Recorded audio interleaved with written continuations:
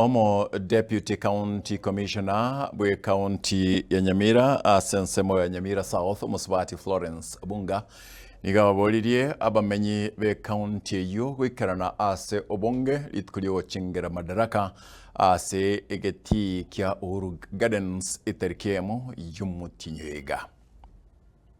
Ya Madaraka Day itakuwa Rangenyo Primary School Ground on 1st of June 2025, and we will be hosting the county celebrations. Our chief guest will be the County Commissioner, Nyamira County, Bwana Erastus Mbui. Kwa sababu ya mvua tunawaomba waingie mapema so that we can finish in time. We would wish that you join us on that day as we celebrate our Madaraka Day.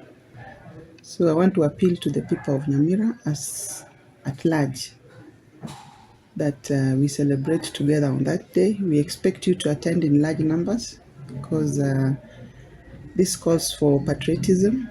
We want to encourage all our leaders, including our opinion leaders, wananchi waingie mapema. Kwa mambo ya usalama tumepanga vizuri, tutakuwa na maaskari hapo. We will ensure that there is peace and security throughout the function.